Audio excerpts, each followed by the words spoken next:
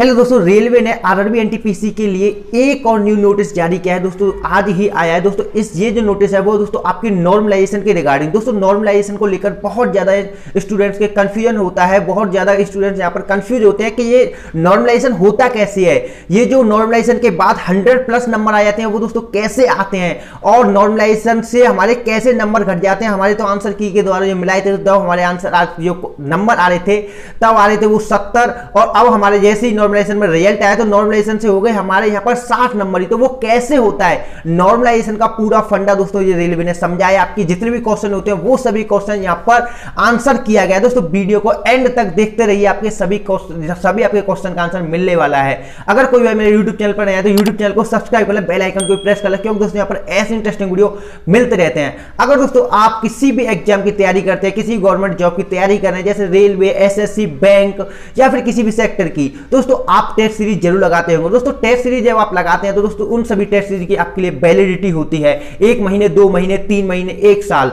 दोस्तों मैं आज आपके लिए ऐसी एक टेस्ट सीरीज बताने वाला हूं दोस्तों, जिसकी वैलिडिटी आपके एग्जाम के सिलेक्शन तक है। जब तक आपका सिलेक्शन नहीं होता है, चाहे 1 साल हो, चाहे 2 साल हो, चाहे 3 साल हो, जब तक आपके पास वो टेस्ट सीरीज रहने वाली है। दोस्तों एच रैंकर की टेस्ट सीरीज, इसके ऊपर दोस्तों मैंने एक वीडियो बनाई हुई है दोस्तों। इस वीडियो को आप देख सकते हैं, और दोस्तों इसकी लिंक मैंने डिस्क्रिप्शन में दी हुई है। काफी दोस्तों कम दाम में, ये बहुत कम दाम में दोस्तों ये टेस्ट सीरीज है।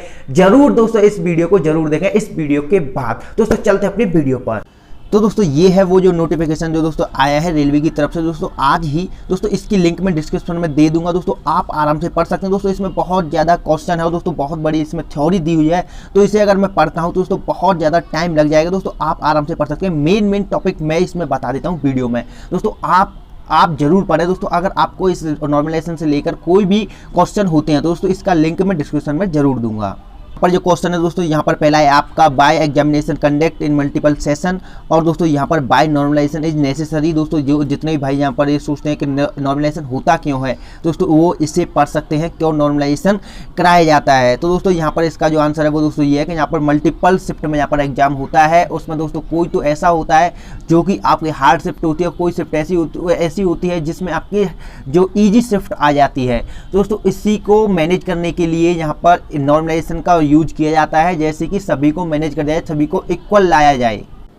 तो दोस्तों अब यहाँ पर आते हैं, सबसे पहले हम बात करते हैं रॉ मार्क्स की। दोस्तों रॉ मार्क्स यहाँ पर क्या होता है, दोस्तों जो आपके नंबर आते हैं वो कैसे नंबर निकाले जाते हैं, दोस्तों ये सबसे ज़्यादा कन्फ्यूजन होता है। दोस्तों यहाँ पर इसका आंसर इन्होंने दिया हुआ है, और how raw score is calculated, जो आपका नंबर आते हैं वो कैसे कैलकुलेट किए जाते हैं। दोस्तों यहाँ पर इसका जो आंसर इन्होंने दिया गया है, टोटल क्वेश्चन है, अगर मान लेते हैं यहाँ पर 100 आपके टोटल क्वेश्चन है, 100 में से दोस्तों आपके 2 क्वेश्चन ऐसे निकलते हैं जो कि यहाँ पर रेलवे की तरफ से ही गलत है, जिसके जो कि आंसर है ए बी उसका आंसर है और बी भी उसका आंसर है। इसी प्रकार से आपका एक और क्वेश्चन है जिसका सी भी आंसर है और उसका बी भी आंसर है। तो दोस्तों ऐसे अगर 2 क्वेश्चन होते हैं तो उनको यहाँ पर घटा दिया जाता है। तो दोस्तों यहाँ पर ऐसे 2 क्वेश्चन आ गए, 100 आपके करेक्ट है। उसमें से दोस्तों अगर आपने 60 यहाँ पर सही किए तो दोस्तों आपने यहाँ पर 60 अटेम्प्ट किए, सॉरी, उसके बाद दोस्तों उसमें से आपने 54 यहाँ पर सही किए हैं और 6 किए हैं यहाँ पर गलत। तो दोस्तों अब यहाँ पर आपका जो नंबर मिलेंगे वो दोस्तों आपके कैसे निकाले जाते हैं। पॉजिटिव मार्क्स आपके कितने हैं, 54, 54, और दोस्तों यहाँ पर जो नेगेटिव मार्क्स आपके कितने गए, 1/3 की यहाँ पर नेगेटिव होती है, तो दोस्तों आपके हो गए 2 नंबर आपके नेगेटिव में कट जाएंगे। तो दोस्तों यहाँ पर आपका नेट स्कोर होता है, नेट स्कोर हो गया आपका 52 इसको लेकर। अब दोस्तों आपका यहाँ पर जो स्कोर जो निकाला जाता है, अब आपके नंबर कैसे मिलेंगे। दोस्तों आपका जो नंबर मिलते हैं वो दोस्तों आपके फिर इस फॉर्मूले से मिलते हैं, ये 52/98 इंटू 100। दोस्तों ये इसलिए क्योंकि यहाँ पर 2 क्वेश्चन ऐसे हैं जो कि यहाँ पर गलत हैं। दोस्तों उसी प्रकार से 2 हो सकते हैं या फिर 3 हो सकते हैं, उसके हिसाब से अगर आप अपने नंबर निकालेंगे तो फिर हो जाएंगे आपके 53.06। दोस्तों इस प्रकार से आपके नंबर दिए जाते हैं, जो कि आप अगर अपने आंसर की से लगाते हैं नंबर और उसके बाद थोड़े 1-2 नंबर भरते हैं या फिर ऐसे करते हैं, तो ये होता है दोस्तों रॉ मार्क्स, और जो दोस्तों आपके आउट ऑफ स्कोर जो आपके नंबर आते हैं। अब दोस्तों बात करते हैं इसके बाद नॉर्मलाइजेशन मार्क्स की। और क्वेश्चन आता है कि क्या ये हमारी जो नॉर्मलाइजेशन किया जाता है वो किसी व्यक्ति के द्वारा किया जाता है। तो दोस्तों यहाँ पर कोई भी हमारा नॉर्मलाइजेशन है वो व्यक्ति के द्वारा नहीं किया जाता है। ये दोस्तों पूरा इसका एक फॉर्मूला होता है, साइंटिफिक प्रूव्ड ये फॉर्मूला है। इस फॉर्मूले में आपका ये लगाकर सभी वैल्यूज, उसके बाद दोस्तों यहाँ पर नॉर्मलाइजेशन किया जाता है। ये किसी व्यक्ति के द्वारा नॉर्मलाइजेशन नहीं किया जाता कि किसी के यहाँ पर बढ़ा दिए नंबर, किसी के यहाँ पर घटा दिए नंबर।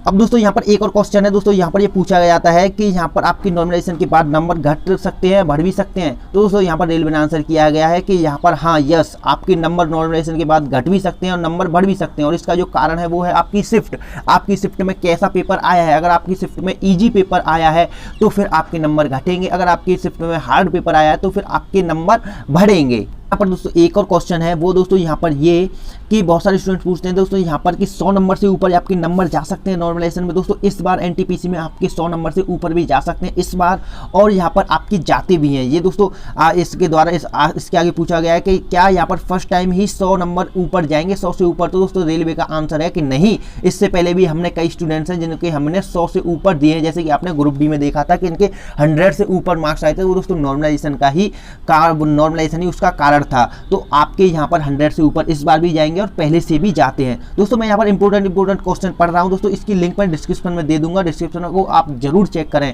क्योंकि पूरे क्वेश्चन अगर मैं पढ़ूंगा तो बहुत लंबी ये वीडियो हो जाएगी। तो दोस्तों अब तक तो बातें हो गई कि यहाँ पर किस प्रकार से कितने बढ़ सकते हैं, कैसे घट सकते हैं, उन सभी क्वेश्चन के आंसर। अब दोस्तों यहाँ पर रेलवे ने एग्जाम्पल के द्वारा बताया गया है कि कैसे नंबर बढ़ते हैं, 100 से प्लस भी चले जाते हैं, कैसे 100 जो नंबर है उससे कम भी हो जाते हैं, कैसे नंबर यहाँ पर एग्जैक्ट रह जाते हैं। दोस्तों नॉर्मलाइजेशन में 3 ही चीज होती है, या तो आपके 100 प्लस चले जाएंगे, या फिर आपके जितने अगर 40 आ गए तो 40 से कम हो सकते हैं, जैसे कि 35 आ गए, 33 आ गए, या फिर 38 आ गए, या फिर आपके 40 है तो 40 ही रह जाएंगे। ये 3 कंडीशन होती है दोस्तों, उसके यहां पर एग्जांपल दिए गए हैं। अब ये है फॉर्मूला जिसे यूज कर यहां पर ये अपना नॉर्मलाइजेशन निकालते हैं रेलवे।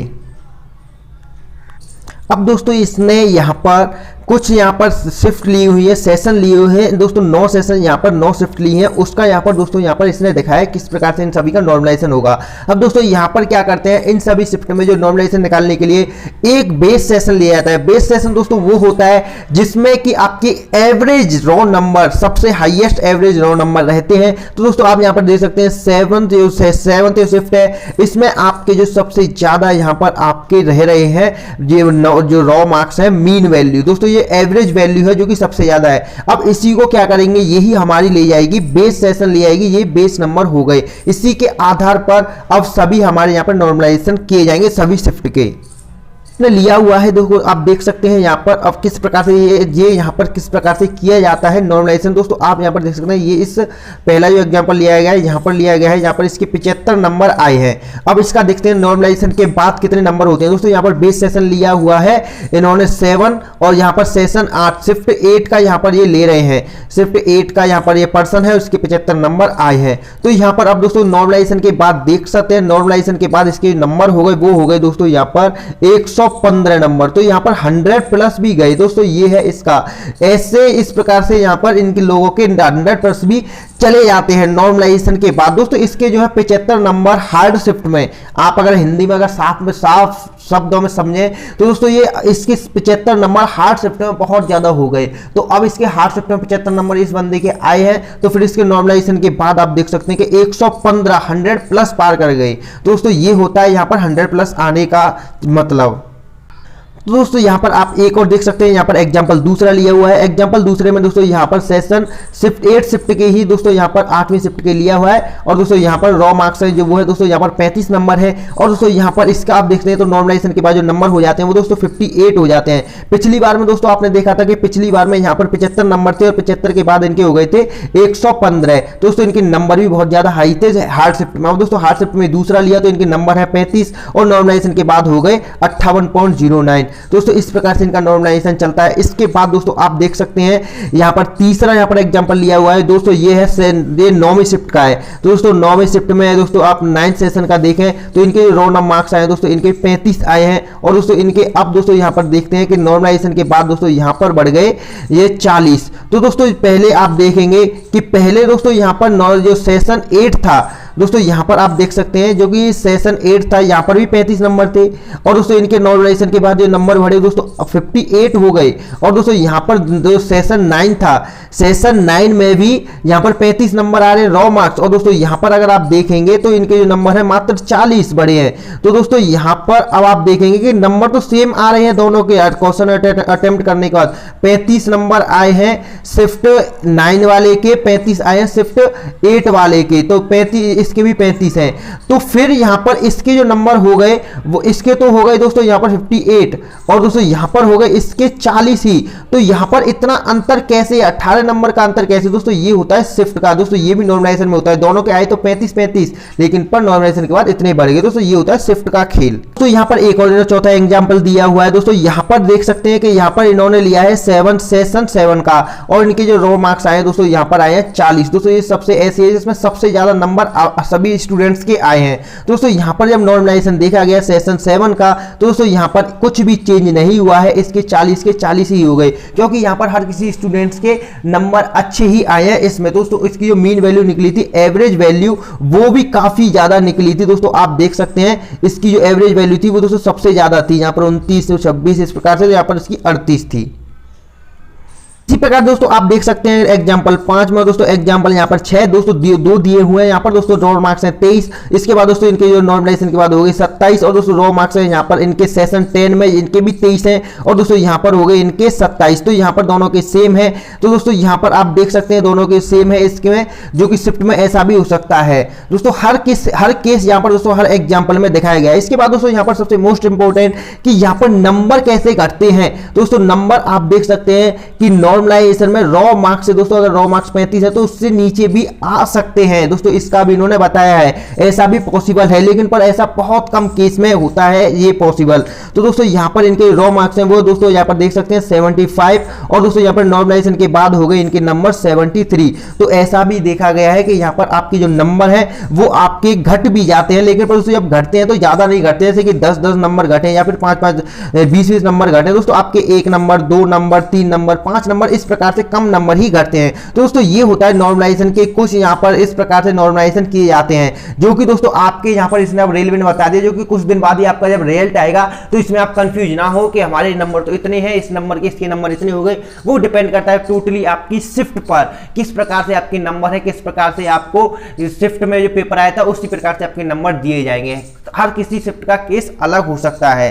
तो दोस्तों आशा करता हूँ कि दोस्तों आपको वीडियो पसंद आई होगी, और वीडियो पसंद आई तो चैनल को सब्सक्राइब कर लें, वीडियो को लाइक कर दें। और दोस्तों जो टेस्ट सीरीज है दोस्तों एच रैंकर की, उसकी लिंक मैंने डिस्क्रिप्शन में दी हुई है दोस्तों, उसे जरूर चेक करें। मिलते हैं शानदार वीडियो में, जब तक के लिए बाय बाय, जय हिंद।